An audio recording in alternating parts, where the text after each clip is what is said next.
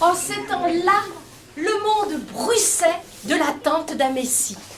On ne savait pas très bien de quelle manière il surgirait. Et les histoires sur sa venue s'échangeaient dans une certaine confusion. Mais enfin, l'ange vint. Le Seigneur vous donnera lui-même un signe. Voici la Vierge sera enceinte et enfantera un fils.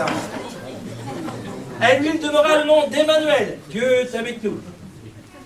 Les plus vieilles étoiles ne sont que des étincelles d'un feu d'artifice allumé par un enfant.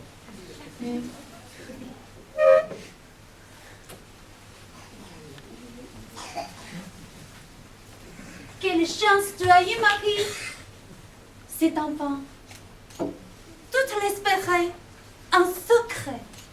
Ismaël, ton ancêtre, était le premier-né d'Abraham. Dieu lui a même donné son nom, Ismaël. Dieu entend. Mais c'est par l'enfant, rieur du miracle, Isaac. Il a ri que devait venir le Sauveur. Je me souviens. Mon enfant, tout jeune déjà, le disait. Il faut que je m'occupe des affaires de mon père. Un peu plus tard, nous avions envoyé quelqu'un l'appeler. Il disait, « Qui est ma mère? Qui sont mes frères ?» Et il a montré ses disciples. « Voici ma mère, mes frères. Celui qui fait la volonté de mon Père céleste est pour moi un frère, une mère, une sœur. » Mais que voulais-tu faire, Marie? L'arrêter comme ses cousins le voulaient? Pensant qu'il était fou? Non, pas fou, mais imprudent. J'entendais les menaces. Je pensais le reprendre. Mais c'est lui qui m'a repris et qui m'a fait comprendre quelle nouvelle famille est la sienne. Et le nôtre? Je me souviens encore. On célébrait des noces en Galilée. Ce fut le premier signe que Jésus accomplit. Quelle idée géniale, Marie! Cette histoire du Cana. Moi, qui n'aimais pas le vin.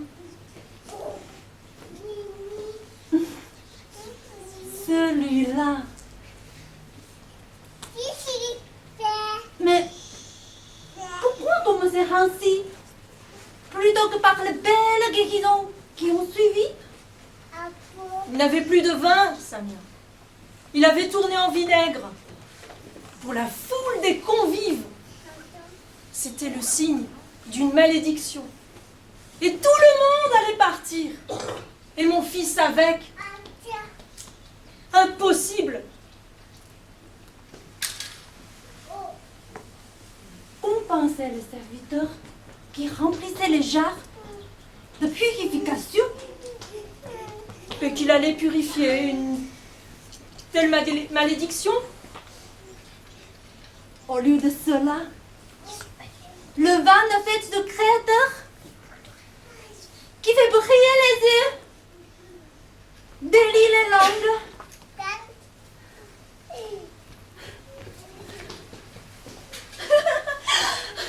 Et libère le rire.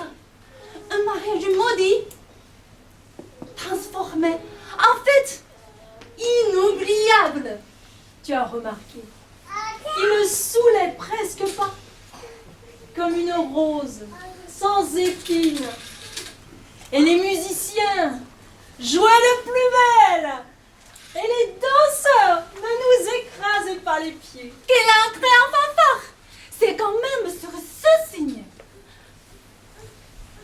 que les frères l'ont suivi. Le signe de la sortie aussi, Samia. Je n'en boirai plus. Jusqu'au royaume. Et le signe du retour. Quand en Pentecôte, ivres. Et nous l'étions.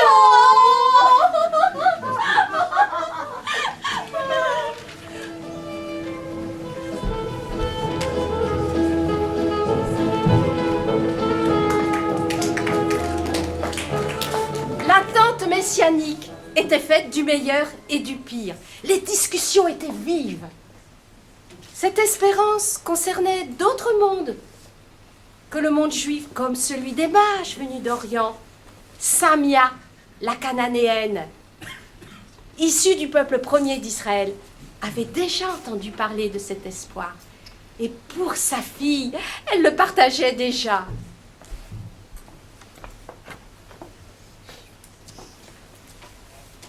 Et tu disais que cette femme cananéenne habitait là? Ah oui, il s'est mis à prier. Seigneur, fils de David, aie pitié de moi. Ma fille est tourmentée par un démon. Ses disciples étaient plutôt énervés. Renvoie-la, il nous casse les oreilles. Et la réaction de Jésus, là?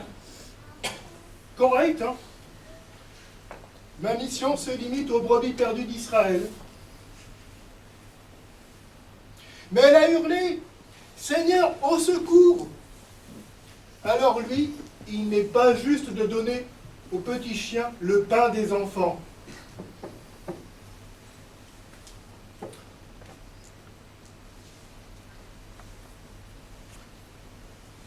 Et elle? Qu'a-t-elle répondu? Elle devait l'avoir mauvaise, hein? Elle ne s'est pas démontée, hein. Elle a répliqué aussi sec. C'est vrai, mais les petits chiens mangent les miettes qui tombent. Et là, il a craqué. Et bien, il a même admiré. Et sa fille, elle a été libérée à l'heure même.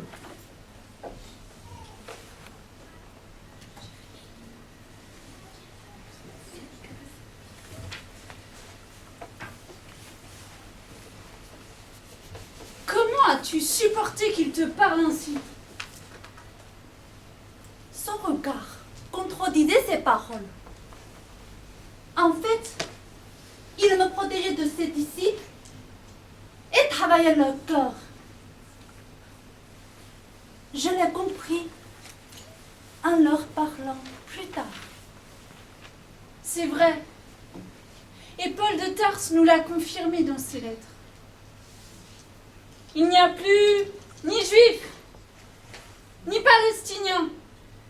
Fini le mépris imbécile, la vengeance éternelle, le massacre des frères. C'est à cause de ce cri que mon homme a de me le suivre. Lequel, Samia?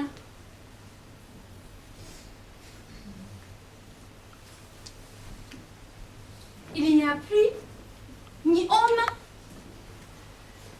ni femme. Fini la prétention, les manipulations, les ruses, pour savoir qui aurait finalement le dessus. Et encore, le cri suivant. Mais lequel? Ni maître, ni esclave. Alors là, j'imagine mal. Tous ces esclaves, dans tout l'Empire, comme jadis, en Égypte. Tous libres un jour. Ah, ils peuvent être libres dans leur cœur déjà. Et dans leur corps un jour. Si notre peuple agit comme il convient. Quel peuple, Rachel! Mais le peuple nouveau-né, Samia, celui promis à Abraham, le tien, le mien, le nôtre.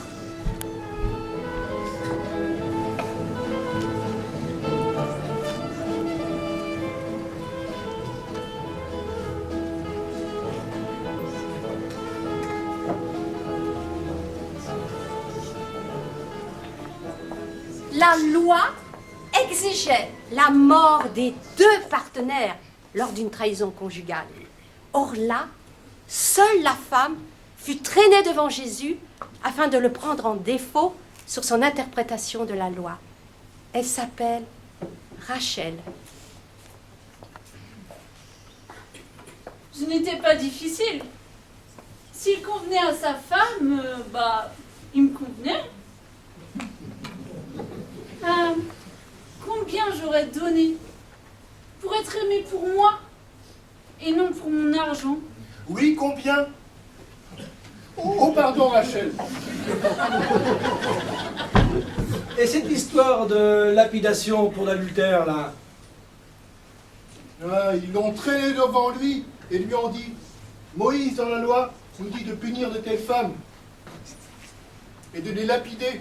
Et toi, que dis-tu?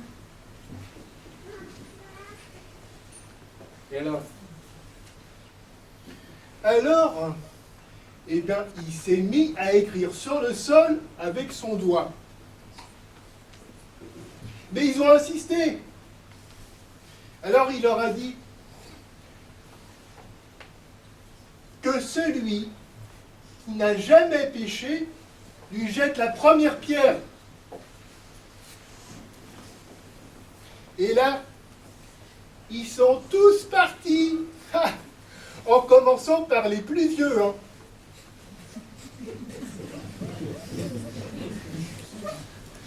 Allez. Allez.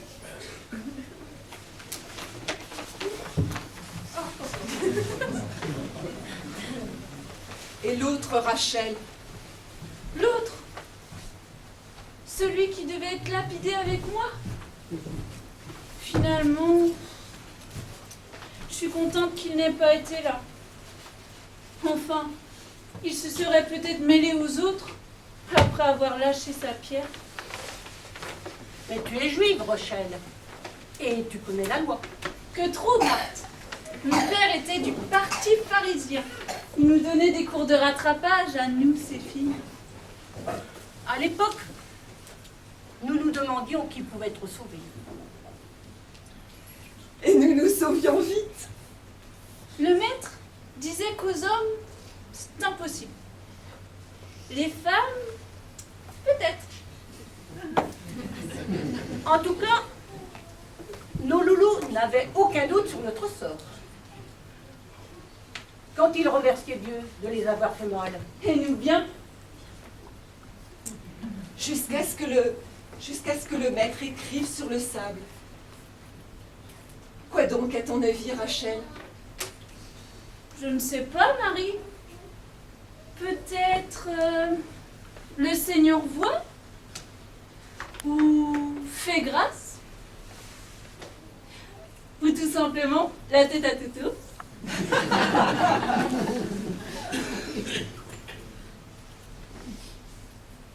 J'imagine qu'il n'aurait pu supporter le regard du maître. Et les pierres auraient fusé. Mais il fallait qu'ils entendent la suite. Que celui qui n'a jamais péché. Oui, bien, ils ne pouvaient que la laisser tomber, cette pierre. Mais c'est leurs femmes qui ont dû être heureuses. Quelle révélation! De toute façon, l'amour était cuit. Certains l'ont cru. D'autres ont essayé de le faire revivre. Mais pour tous, la voie était libre. Ma petite Rachel, c'est lui notre voix. Lui qui nous a rendu la voie. Allez, on travaille. Marthe et Marie sont les sœurs de Lazare. C'est l'une des familles d'accueil de la bande à Jésus. Leurs tempéraments sont contrastés, mais c'est grâce à la fréquentation du Maître et à la résurrection de leur frère que toutes ces frictions familiales ont été apaisées.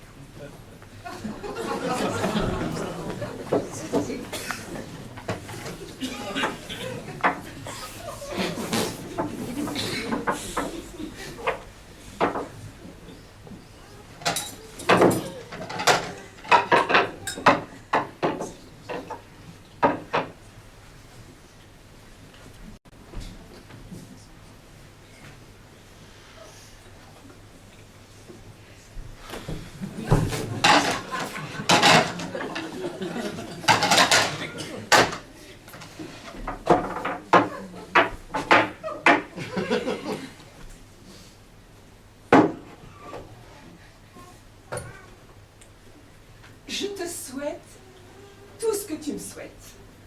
Tu vois, tu recommences. Bon.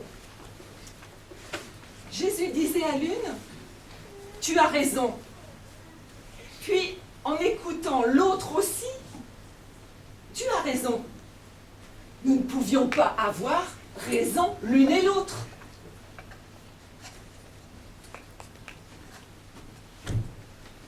Tu as raison.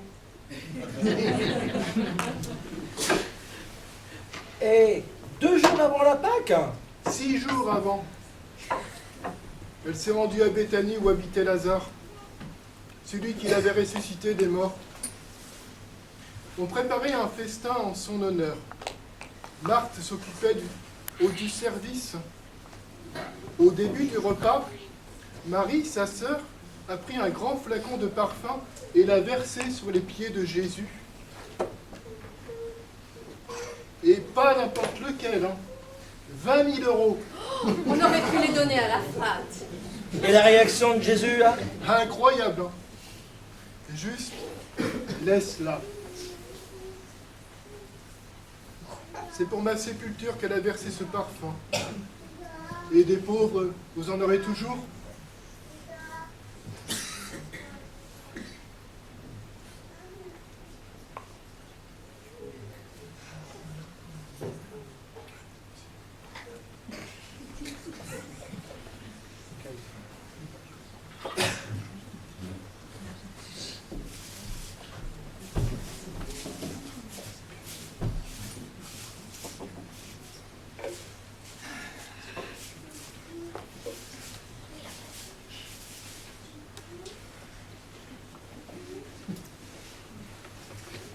Sais-tu, Marie, que j'ai monté une petite affaire de nettoyage et d'aide à domicile qui marche du tonnerre de Dieu.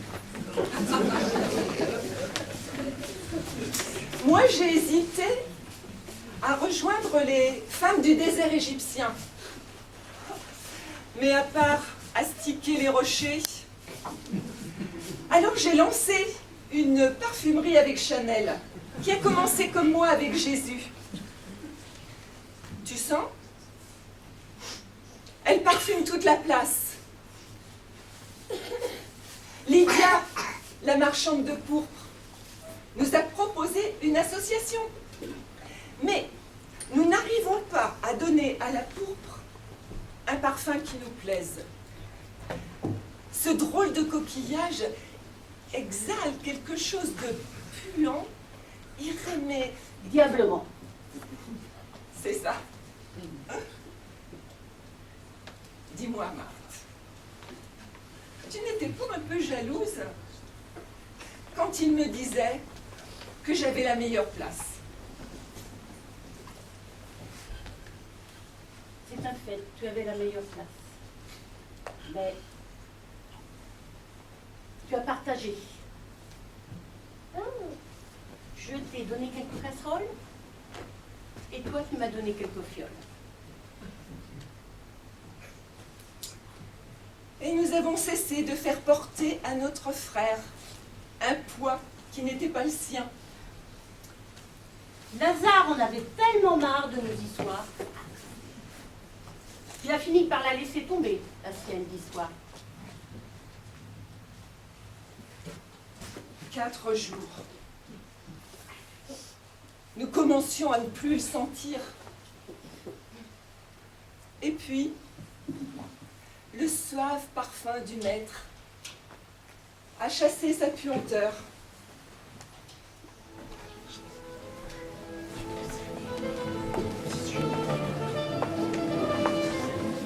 Au cours d'un festin, une femme de mauvaise vie, au dire d'hommes qui en savent quelque chose, fit irruption avec un flacon de parfum qui concentrait et sa fortune, et sa dot, et son recours en cas de divorce. Elle s'appelle Chanel. On la reconnaît à sa longue chevelure. Dis donc, raconte-moi l'histoire de Chanel. Un pharisien avait invité Jésus à manger. Et voilà qu'au milieu du repas surgit une femme connue pour être un peu légère, tu vois. Un peu libre. Elle avait apporté un grand flacon de parfum. Et voilà qu'elle se met à pleurer. Et à mouiller de ses larmes les pieds de Jésus, les essuyer de ses cheveux et embrasser en versant du parfum sur eux.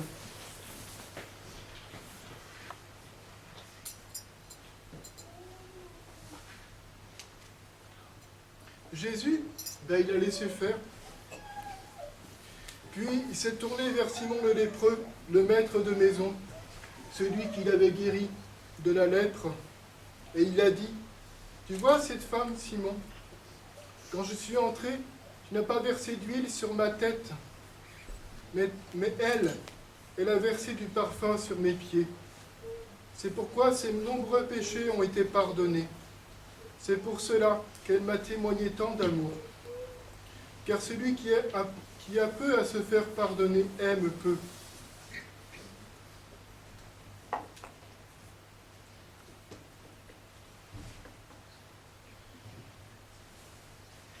Mais comment as-tu osé entrer dans l'antre de ces cocos, Chanel? Il y avait l'invité parmi eux pour les brider. Et ce précieux flacon? 300 deniers, notre assurance vie. Rédemption à la fleur de péché. Et sais-tu combien Moïse nous avait estimés, nous les femmes? 10 fois moins, 30 pièces, je crois, la moitié d'un homme. Le prix même évalué pour Jésus lors de sa trahison. Quelle délicatesse pour nous. En bravant les regards dans la maison de Simon, je savais déjà que son grand invité m'arrachera une vie sans avenir. Il avait une solution préférable à mes 10 solutions. Oui, mais comment as-tu su qu'il pouvait te guérir?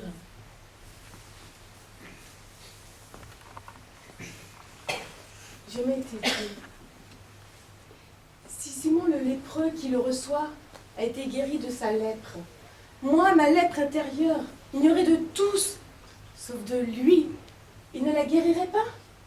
Et c'était comme un merci d'avance. Toute ma vie dans ce flacon comme une bouteille à la mer. Et une mer immense, Chanel, un océan, je l'ai vu moi aussi.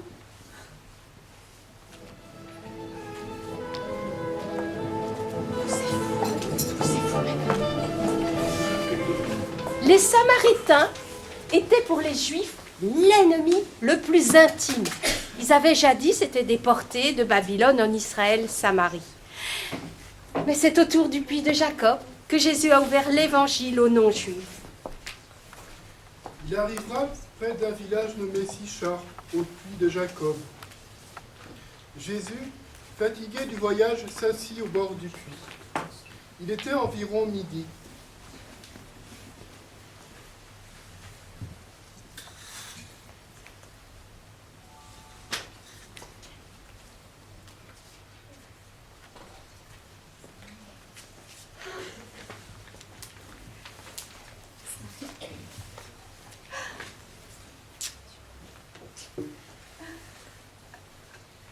Tu veux que je t'aide ?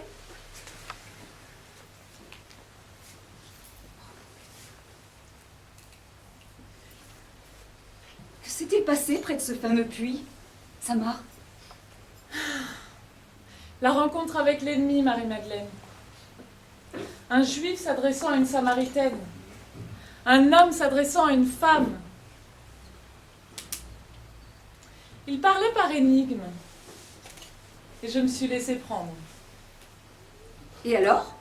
Pendant que je lui servais de l'eau, il m'a parlé d'un système qui me simplifierait la vie. Et alors? Alors cette histoire d'eau courante ne me paraissait pas très claire. Tu voulais en savoir plus? Il m'a conduite à en savoir plus. Mais il était trop correct pour continuer à me parler sans mon mari. Ton mari? Mais quel mari, Samar? Aucun de mes ex n'était au courant. Je n'allais quand même pas me marier avec Jacob pour avoir l'eau au robinet. Et puis, ils semblaient tous les connaître. J'ai compris que c'était un prophète quand il m'a dit le nombre de mes maris. Il valait mieux parler d'autre chose. De Dieu, par exemple. Et que t'a-t-il dit de Dieu?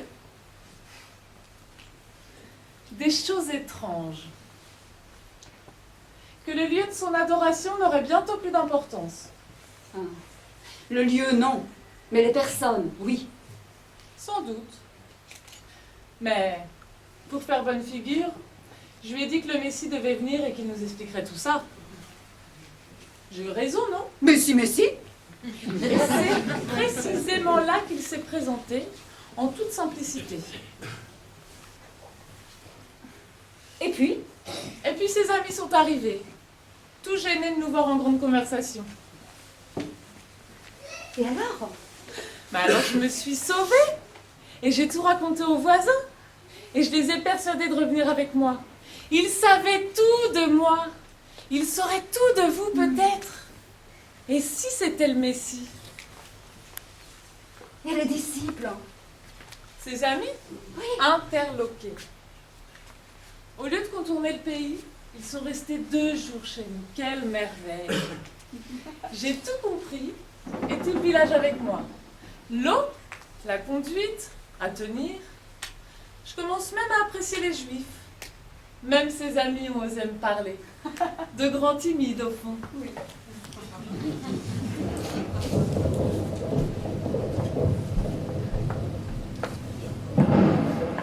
La fête semble finie. Les femmes qui ont assisté Jésus apportent des parfums au tombeau. Mais c'est Marie de Magdala qui semble avoir été la première témoin du Christ vivant. Et ce qui domine dans cette folle matinée, c'est bien l'excitation ahurie et joyeuse du plus grand événement de l'histoire. Quand Shabbat fut passé, Marie de Magdala, Marie, mère de Jacques, et Salomé achetèrent des huiles aromatiques pour aller embaumer le corps de Jésus. Il était encore tôt le dimanche matin quand elles arrivèrent au tombeau.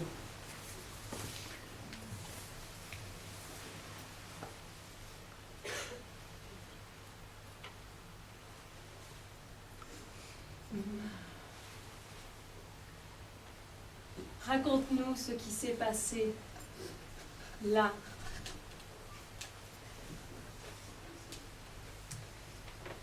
J'étais avec Marie, Salomé et quelques autres pour faire l'embaumement, stoppé par le Shabbat.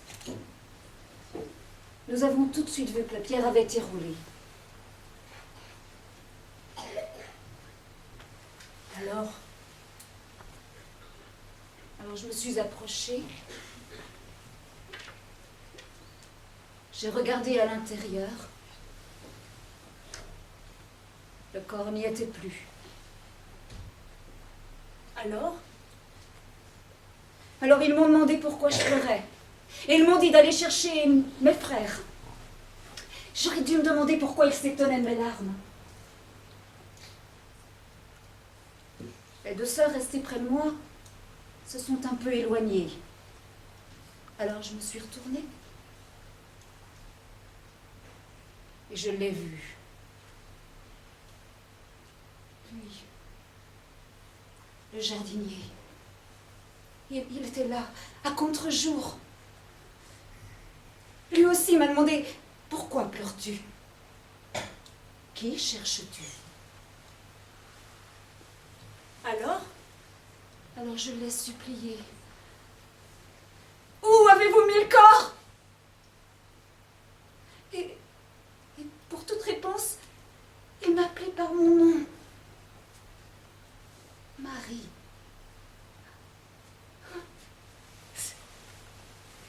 c'est là que tu as reconnu ton cher maître, ton Rabouni.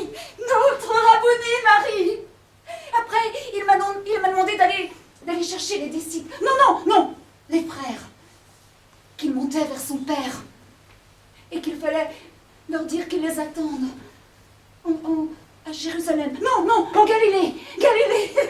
La Galilée des païens. Ou plus gentiment, comme on les appelle, les gentils.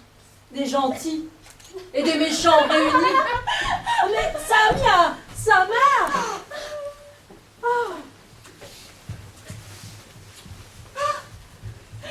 Rachel, Chanel.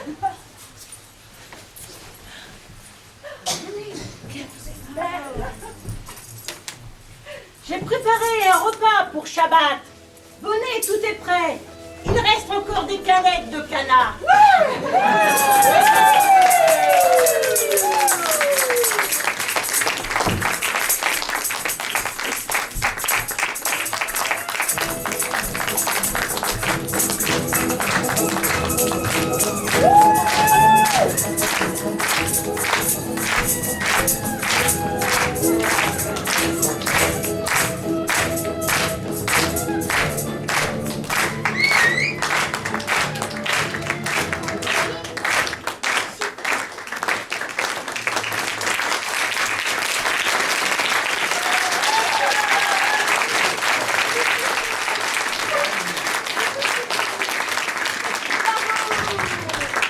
Bien voilà, notre petite soirée se termine. Déjà? Ah, dire, je t'attendais au lit, toi. Ça,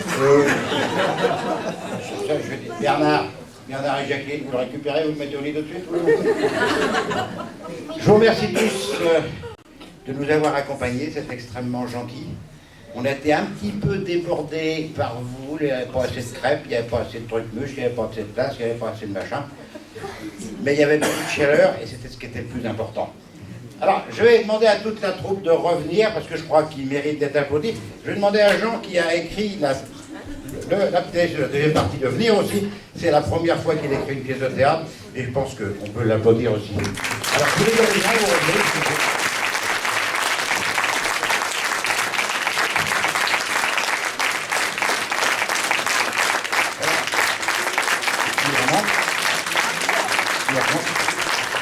Alors voilà, voilà.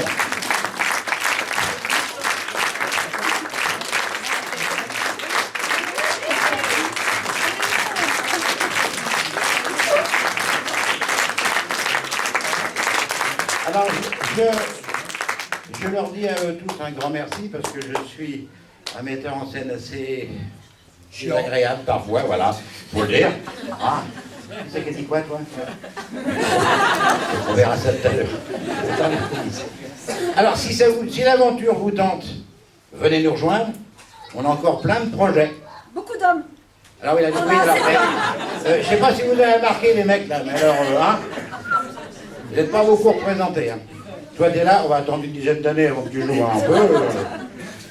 Ok, je vous remercie tous. Alors, si vous avez à cœur de continuer à nous aider, vous avez des petites boîtes, vous enlevez le couvercle, vous mettez les billets de 50 € dedans. Il n'y a pas de problème, on les prend. Et il reste encore du cidre avant de partir, et il reste des petites choses comme ça. Merci à tous, à la prochaine fois, et au revoir.